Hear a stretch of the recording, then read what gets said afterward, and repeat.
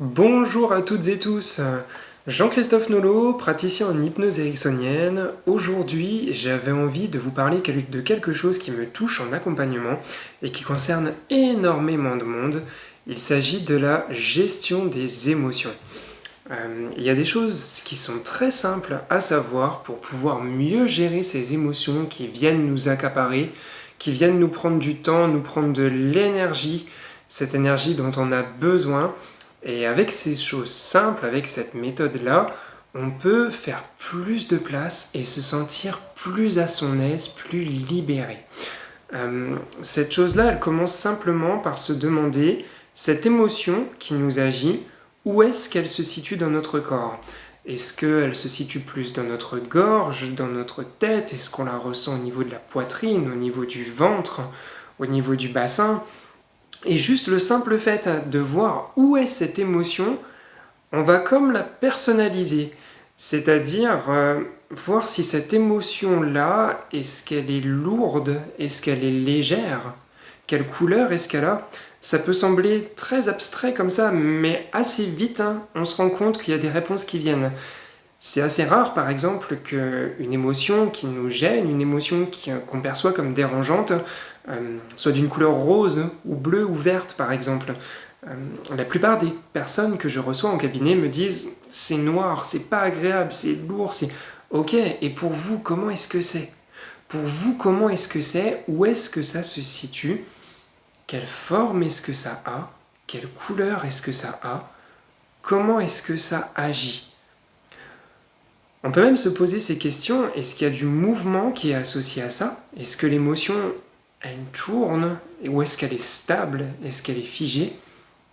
Et plus on va s'amuser à la personnaliser, plus on va voir où est-ce qu'elle est, comment est-ce qu'elle agit, plus ça va nous aider à pouvoir ensuite la prendre et la mettre à distance. Une fois que on la voit ou qu'on la ressent, on n'est même pas obligé de la voir, on peut juste la ressentir, c'est ok, d'accord, maintenant je vais faire quelque chose. Imaginons que je la ressente dans la poitrine, je vais cette fois-ci venir la prendre cette émotion et la mettre à distance. C'est métaphorique, on le sait. Pourtant, c'est quoi la différence avec le réel? Parfois, il nous arrive de stresser pour un événement qui n'est pas encore arrivé. Quand on a peur d'un entretien, quand on a peur d'une visite, quand on a peur de rencontrer un collègue, de le retrouver, que ce soit une situation conflictuelle ou toute autre chose, quand on a peur de quelque chose qui n'est pas encore arrivé, on sait que ça n'est pas réel, on sait que ça se passe dans notre tête et pourtant ça agit dans notre corps. Là, c'est exactement la même chose. Il y a quelque chose qui agit dans notre corps, on personnalise, on voit à quoi ça ressemble et ensuite on le prend et on le met à distance. On le met devant soi jusqu'à le voir directement dans sa main. Ok, d'accord, à quoi ça ressemble? Comment est-ce que ça fait? C'est pas super agréable de le voir là. Ok, qu'est-ce qui se passe si je le mets un peu plus loin, si je le mets avec un peu plus de distance? Souvent, ce qui va se passer, c'est que ça va commencer à apaiser. Et en fait, c'est quelque chose de très logique parce que ce qui est ici, à présent, eh ben c'est là. Et du coup, c'est plus ici. Et si c'est plus ici, mais que c'est là, ça fait que là, ça respire mieux, ça va mieux, il y a plus de place, il y a plus d'espace. Et cette émotion qui est ici, du coup, ce truc qui est là, qu'est-ce que je veux en faire? Des fois, ça peut arriver que ça prenne trop de place et que quand on le regarde, on se dise waouh, c'est quelque chose quand même qui est impressionnant. Ok, d'accord. Comment je fais pour en réduire la taille? C'est qu'un jeu d'imagination et pourtant ça fonctionne très bien. Qu'est-ce qui se passe quand cette émotion, qui est grande, qui est lourde, qui est une certaine couleur, qui a peut-être même un certain mouvement ou pas, elle diminue? Elle diminue et c'est comme réduire la taille et jusqu'à ce que même elle tienne dans la main. Comment ça fait quand elle est plus petite déjà à l'intérieur? Le simple fait de voir ce truc-là qui, quelque temps avant, était ici, et là maintenant, cette fois-ci, il est là. Il est là, il est beaucoup plus petit. Ok, comment ça fait? On peut même s'amuser à le prendre et à le mettre encore plus à distance, à l'éloigner, à le mettre encore plus loin. Qu'est-ce que ça fait quand ce qui est là, ça change de couleur? C'était noir, pop, ça devient bleu clair. Ok, c'est très différent. Ça devient vert, ça devient jaune. Ça peut même devenir rose. Ça pourrait être très étonnant qu'on ait une émotion qui initialement était là, qui devient là, et qui est rose d'un seul coup. Ça peut être très étrange parfois. Et même, qu'est-ce qui se passe si cette émotion, on la prend et qu'on la met encore plus loin? Qu'est-ce que vous voulez en faire de cette émotion? Il y a certaines personnes qui veulent les ranger dans un placard. Il y en a d'autres qui décident de les prendre et de les mettre dans une poubelle. Et il y en a d'autres encore pour qui c'est complètement différent. Il y a même des personnes qui me disent parfois « J'ai envie de l'envoyer sur Mars, j'ai envie qu'elle disparaisse. » Ok, d'accord, pas de souci. On la prend et on l'envoie. C'est métaphorique, bien sûr, mais pourtant, c'est réel. Et ça agit à l'intérieur de soi. Parce que le truc qui est là, ou qui est dans l'espace, eh ben, il est à des années-lumière, du coup. Il est à des années-lumière et il n'est plus ici. Et ici, il y a de la place et il y a de l'espace. Une fois que vous avez fait ce petit jeu, ce petit test, ok, d'accord. Même, vous pouvez même en imaginer la matière. Est-ce que c'est solide? Est-ce que c'est liquide? Est-ce que... Il y a certaines personnes, même pour qui ça va être visqueux, il y a d'autres personnes où ça va être très dur. Et ok, d'accord. Ok, je prends le temps. Et après, qu'est-ce que j'en fais? Où est-ce que je le mets? Bon. Une fois qu'on a fait ça, il y a plus de place ici. Ici, ou là, ou dans le ventre. La deuxième étape, ça va être qu'est-ce que vous voulez y mettre à la place?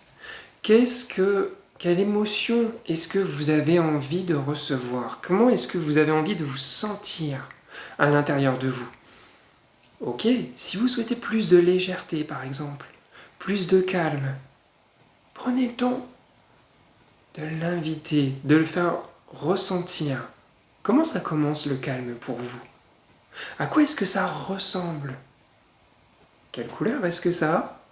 Est-ce que ça a un son? Et si oui, lequel? Et comment est-ce que vous pouvez le prendre cette fois-ci, l'inviter, le placer où vous le souhaitez et prendre le temps de le faire grandir, ce calme, cette sérénité, ce bien-être, cette légèreté même. Pour vous, c'est quoi la légèreté? Vous voyez, vous pouvez vous poser ces questions-là. Ok, à quoi est-ce que ça ressemble ce que j'ai envie d'y mettre? Et quelle forme est-ce que ça a? Quelle taille est-ce que ça a? Qu'est-ce qui se passe cette fois-ci? Si à l'inverse, ça grandit et ça prend plus de place. Et plus vous vous posez ces questions-là, plus vous pouvez ressentir que déjà ça commence à grandir et à monter. Parfois, ça peut demander un petit peu de temps. D'autres fois, ça vient très rapidement. Ce qui compte, c'est pour vous d'y aller à votre rythme, de tester, d'essayer, de voir ce qui fonctionne pour vous, avec quoi vous êtes le plus à l'aise, avec quoi ça marche un peu moins bien pour l'instant, et, et de voir comment ça agit à l'intérieur de vous. Alors, je précise que ces expériences-là, c'est des possibilités qui agissent, qu'on peut faire en cabinet, mais en cabinet, on ne fait pas que ça. Parce que on part du principe également, en tout cas, c'est une croyance que moi j'ai, que s'il y a une émotion qui est là, c'est qu'elle a quelque chose à nous dire, quelque chose à nous apprendre. Ok? Pourquoi elle est venue? Qu'est-ce qu'elle vient raconter? De quoi elle a besoin cette émotion? Qu'est-ce que ça raconte? Donc en cabinet, on va plus aller explorer, aller voir ce qu'il y a avec et ce qu'il y a derrière. Vous l'aurez compris, le monde des émotions, c'est quelque chose d'incroyable et de très beau, mais néanmoins, on peut quand même s'amuser à jouer avec, et ça va marcher sur du court terme. Vous avez un examen, vous avez un stress, vous avez quelque chose, ok, d'accord, stop, j'ai envie de me sentir mieux, j'ai envie de me sentir apaisé. Comment je fais? C'est où? À quoi ça ressemble? Je le mets à distance. Ok. Je le mets plus loin, j'en diminue la taille, la forme, etc. Qu'est-ce que je mets à la place? Ok, ça va mieux. Voilà, c'était une petite astuce sur les émotions que j'avais envie de partager avec vous aujourd'hui. Il va y avoir d'autres vidéos qui vont continuer, qui vont arriver, qui vont se poursuivre. Si cette vidéo vous a plu, n'hésitez pas à mettre un petit pouce bleu si vous avez apprécié la vidéo. N'hésitez pas même à vous abonner à la chaîne. Je vais mettre le lien aussi dans la vidéo de mon site internet. Et voilà, et il va y avoir d'autres contenus qui vont arriver très vite. Je vous souhaite de belles expériences et de belles explorations et je vous dis à très vite. Bye bye!